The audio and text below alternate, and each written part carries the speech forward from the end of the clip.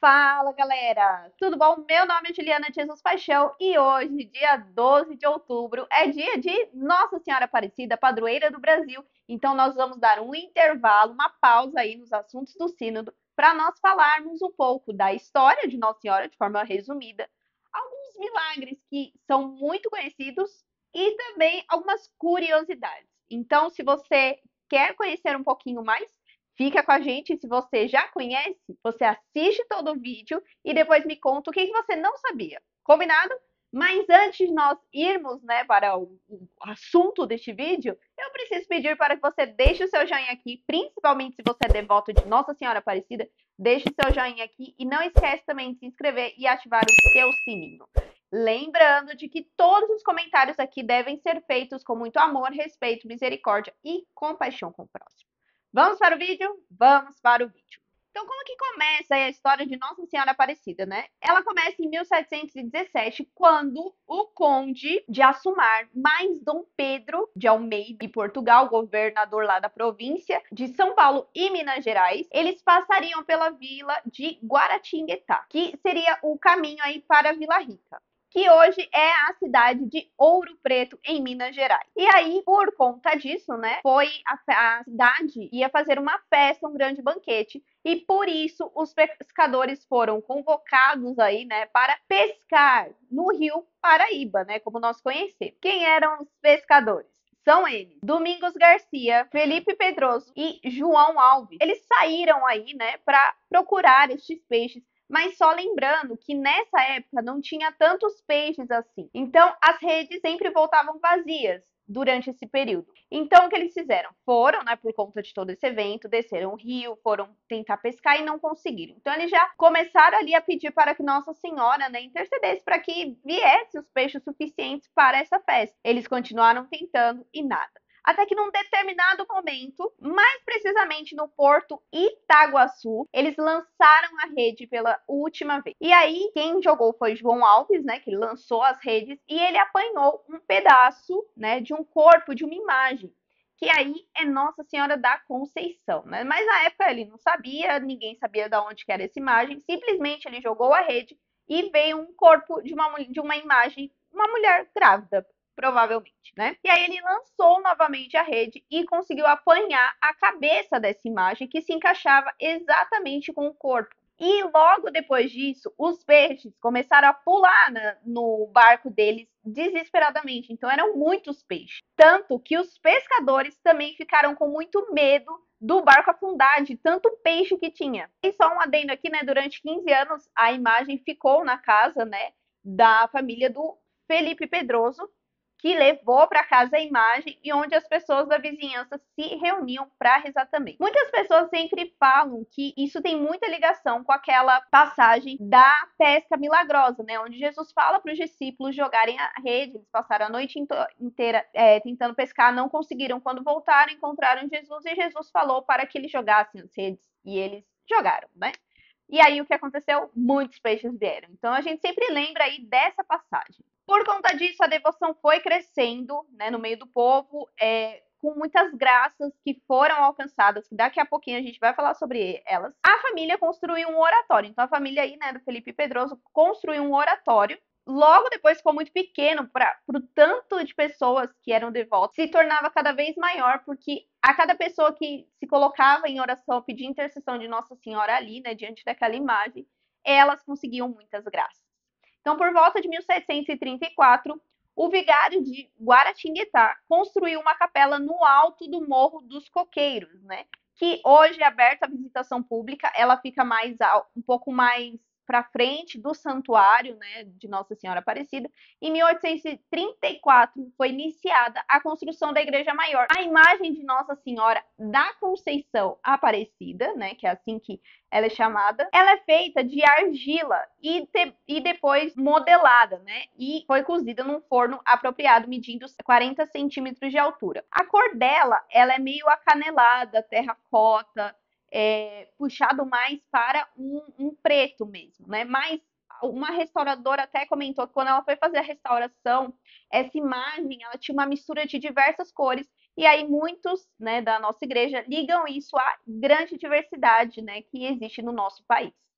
E por conta dela ter sido exposta aí às chamas das velas, né, dos candeeiros, ela foi mudando um pouco da cor. Com o passar do tempo, a devoção à Nossa Senhora Aparecida, né, Nossa Senhora Conceição Aparecida, foi crescendo e o número de romeiros foi aumentando cada vez mais, né? A primeira basílica aí tornou-se muito pequena. Então era necessário construir um outro templo que pudesse acomodar o tanto de romeiros que iam para lá, né? E aí, por iniciativa dos missionários redentoristas que hoje cuidam do Santuário de Aparecida e dos bispos, claro, teve início em 11 de novembro de 1955 a construção de uma outra igreja. Então tinha a Basílica Velha, né, que hoje fica um pouco mais distante, você tem que passar naquela passarela lá que todo mundo conhece, todo mundo tira foto. E aí, em 1955, começaram a criação, a construir o santuário que hoje nós conhecemos, que é o maior santuário do mundo. Em 1980, ainda em construção, ela foi consagrada pelo nosso querido Papa São João Paulo II e também recebeu o título de Basílica Menor. Em 1984, a Conferência Nacional dos Bispos do Brasil, a famosa CNBB, declarou oficialmente a Basílica de Aparecida Santuário Nacional do nosso país. Como eu falei aí, na época em que ela apareceu, lá em 1717, houve muitas graças, mas existem 3 milagres que são muito conhecidos e que estão lá na Sala das Promessas. Inclusive, a história de Nossa Senhora Aparecida virou uma novela que chama A Padroeira e passou na Rede Globo. Você lembra disso? Porque eu lembro e eu amava essa novela. Então vamos lembrar aí desses 3 milagres mais conhecidos. O primeiro é que quanto mais o tempo passava, mais a força da devoção ganhava e aí mais milagres iam surgindo. Então houve uma vez em que um escravo, ao passar à frente da imagem e se ajoelhar para rezar, né, que o escravo pediu ali para ser libertado das correntes que prendiam, né, pelos pulsos, simplesmente se soltou. Isso também é relatado na novela, viu? Também existe a questão aí da coroa. Você sabia que a coroa de Nossa Senhora Aparecida foi dada pela princesa Isabel? É, por ela mesma. A princesa Isabel possui um grande desejo em ser mãe, porém ela não conseguia engravidar. Por isso que em 1868 ela fez uma promessa na Basílica de Aparecida para alcançar essa graça aí para ter um filho, né, para que ela pudesse engravidar. E se ela engravidasse, ela daria um manto à Nossa Senhora. Mais tarde, depois dela assinar a Lei Áurea, a princesa foi impedida de assumir o trono do Brasil, que era por seu direito, né? Por isso que ela mandou uma réplica da coroa que usaria quando fosse rainha no Brasil. E aí juntou a coroa e enviou um bilhete que é o seguinte: eu diante de vós sou uma princesa de terra e me curvo, pois és a rainha do céu. E te dou tão pobre presente que é uma coroa que seria igual à minha. E se eu não me sentar no trono do Brasil, rogo que a senhora se sente nele por mim e governe perpetuamente o Brasil. Legal, né? Uma das cenas mais bonitas dessa novela, que é o Cavaleiro Sem Fé, né? Ou o Cavaleiro Ateu, que muitos chamam. Inclusive, esse milagre aí está lá no Museu também do Santuário, mas a gente já vai falar sobre isso. Ele era um cavaleiro aí de Cuiabá que passava por Aparecida e para ir para Minas Gerais, né? E aí ele viu muito a fé dos romeiros e começou a zombar deles, dizendo que aquela fé era uma bobagem. Então ele quis provar aquilo que ele estava dizendo, entrando com o cavalo, entrando com o cavalo dentro da igreja. Só que ele não conseguiu, porque a pata do cavalo, ela se prendeu na escadaria da igreja, né, que é a Basílica Velha, que é aquela, né, menor. E o cavalo simplesmente travou ali. Ele não conseguiu andar e o cavaleiro caiu. Então, o que aconteceu diante dessa situação? Ele se arrependeu e se tornou um grande devoto de Nossa Senhora Aparecida. Como eu falei, essa pedra está aí até hoje, vale muito a pena depois conhecer.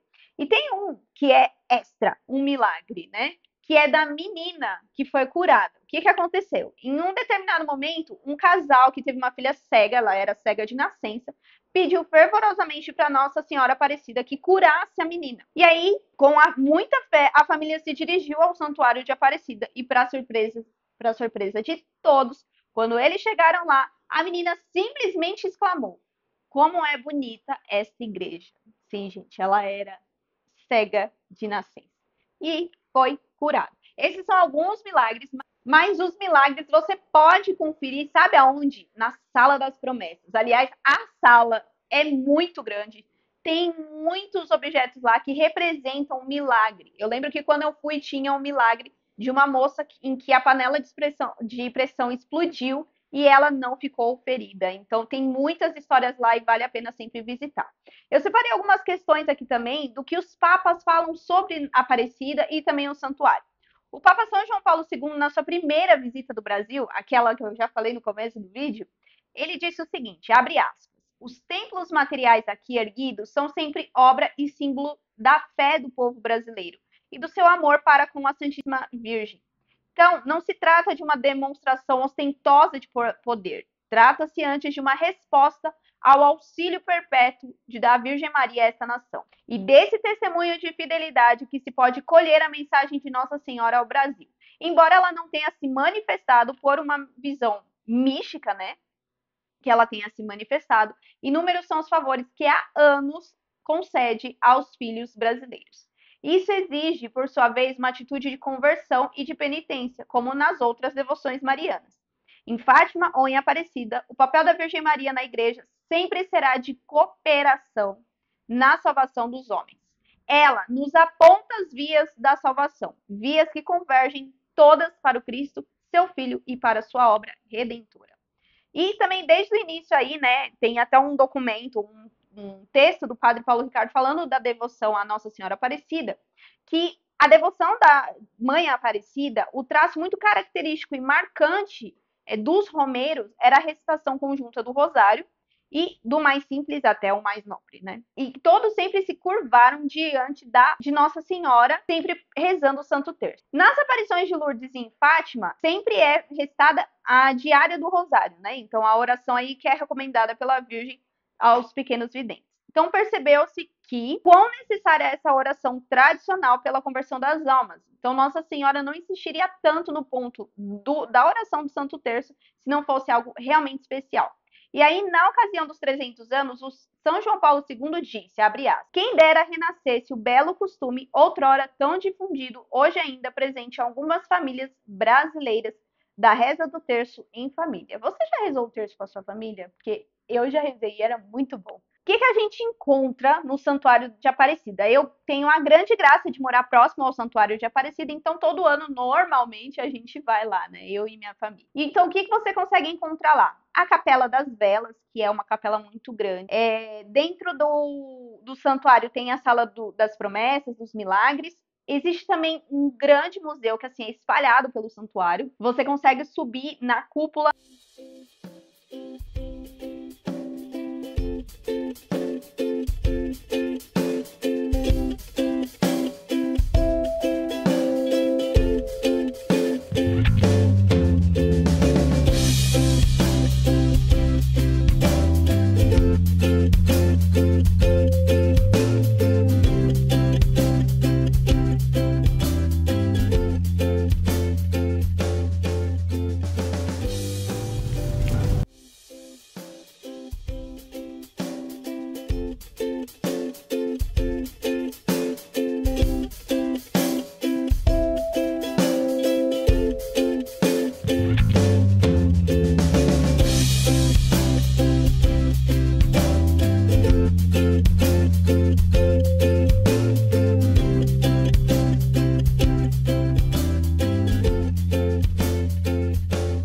Existe também um museu de cera e durante o passeio no museu de cera você também consegue assistir toda essa história de Nossa Senhora Aparecida, então é muito legal, já tive essa experiência, é maravilhoso. Existe também algumas outras questões como praça de alimentação, tem um aquário, tem um ginásio para eventos que normalmente é feito a Assembleia da CNBB e também os eventos da renovação carismática, como o ENF e outros encontros grandes são feitos lá nesse ginásio, é um ginásio bem grande. E, óbvio, né, que tem uma missa com muita frequência, mas, tipo, é missa atrás de missa. Além disso, agora também, né, a última vez que eu fui, tem um jardim suspenso, que é muito lindo, gente. Tem vários pontos que você consegue ver a cidade, né, e também a cada espaço, tanto desse museu que é espalhado pelo santuário, quanto também o jardim suspenso, eles montaram diversos mosaicos que contam toda a história assim da Bíblia, sabe? Contando a questão de Moisés desde o início. E isso está sendo ainda montado do lado de fora do santuário. Então todo o santuário está sendo feito em formato de mosaico. Então lá tem a história, né, desenhada com os personagens e tem também os trechos da Bíblia. É muito lindo, é assim de arrepiar. Então assim, quando você vai no santuário, todo o santuário ele conta a história, as passagens bíblicas em diversas formas. Tem um outro trecho que conforme você vai andando, né, no santuário, também tem os objetos dos papas que usaram durante as celebrações, os tijolos, então tem toda a história.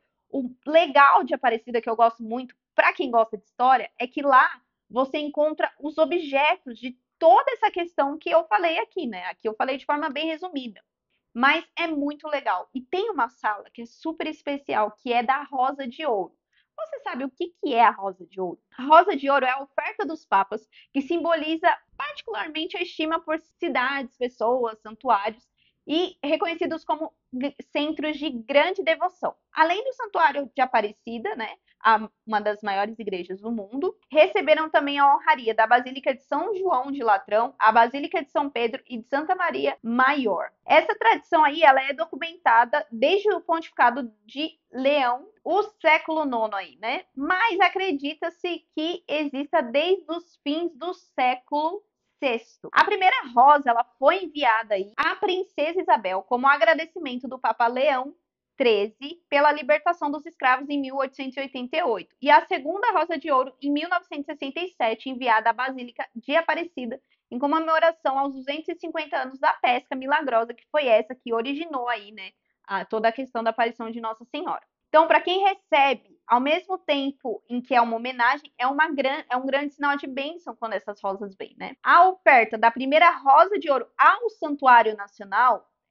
veio pela mão do Papa Paulo VI, ao presidente recém-eleito Marechal Arthur de Costa e Silva em janeiro de 1967, né, quando ele visitou Roma. O Papa Paulo VI até traduziu da seguinte forma a sua intenção, abre aspas. Dizei a todos os brasileiros, senhor cardeal, que esta flor é a expressão mais espontânea do afeto que temos por esse grande povo que nasceu sob o signo da cruz. No Santuário de Aparecida, ela dará testemunho de nossa constante oração à Virgem Santíssima para que interceda junto de seu filho pelo progresso espiritual e material do Brasil. Além disso, o Papa Bento XVI também ofertou uma rosa aí à Nossa Senhora Aparecida, né? Por conta da sua visita no Brasil, na quinta conferência geral aí do Episcopado Latino-Americano e Caribenho em Aparecida, que foi em 2007. O Papa Bento XVI, ele escolheu esse momento aí, né? Porque ele veio especialmente para isso e ele quis entregar, olha só que legal, esse presente como um gesto de agradecimento, né? Como de agradecimento de um Papa Romeiro, né? Porque ele veio, ele também peregrinou, né? E detalhe, não para por aí, tem mais uma rosa. E a última rosa aí que foi ofertada foi pelo Papa Francisco, que também enviou uma rosa de ouro em 2017 como presente em homenagem aos 300 anos do encontro de Nossa Senhora no Rio Paraíba. Muito legal, né? Bom, eu vou deixar todos os links aqui que foram referência para esse vídeo, tá bom? Então, a do Padre Paulo Ricardo em relação às rosas. Mas o que eu quero deixar aqui, né, que nesse ano, e já esse ano acho que um pouco mais, todos os anos eu também moro perto da rodovia Dutra, né? Então, todos os anos a gente vê inúmeros romeiros, claro, né? Seguindo em peregrinação aí para o Santuário de Aparecida. Mas desde o ano passado, eu tenho visto que o número de romeiros aumentou muito. Nesse ano, então, mais ainda. Por quê? Eu conheço pessoas que nunca fizeram isso e desde o ano passado estão indo, e aí esse ano motivaram outras que motivaram outras, e são pessoas de todas as idades. E aí esse ano, né, eu me deparei com inúmeros romeiros na Dutra, né? Então, assim, eram muitas pessoas vindo de várias cidades de São Paulo. E isso mostra a devoção e a fé do povo brasileiro, que é isso que acontece em relação à Aparecida. Porque a Aparecida, diferente de Guadalupe, de Lourdes e de Fátima, Nossa Senhora não apareceu assim numa aparição, numa revelação como a gente sabe, de Lourdes, Fátima, Guadalupe, etc. Não, veio por uma simples imagem, né? Ninguém sabe de onde veio aquela imagem, não tem registro dela, ela simplesmente veio e a partir dela vieram muitos milagres. E era um tempo muito difícil, como a gente viu aí, que era a época ainda existia a escravidão. Então, ela veio não só para a libertação daquele povo, mas também de todo o nosso país. E por meio dela vieram muitos milagres. E não só por conta disso, mas da fé das pessoas. Então, lembra que Jesus fala que a tua fé te salvou? Vai em paz. A missão, né, de Nossa Senhora, aqui no Brasil, ela mostra isso. O quanto nossa fé, né, o quanto Deus age por meio da nossa fé. O quanto as pessoas são mobilizadas pela nossa fé, muitas vezes de ir peregrinar, de andar durante dias, diante de chuva, vento, perigos, para ir conversar. E você lembra do texto que eu falei lá no começo? Conversar, adorar o Cristo. Nós, católicos apostólicos romanos, nós não adoramos Nossa Senhora. Nós adoramos aquele do qual ela carregou, que é o Cristo, o Senhor. Ela, em todos os momentos, ela aponta o Cristo. Ela foi o primeiro sacrário do nosso Senhor Jesus Cristo. Então, por isso a nossa grande devoção.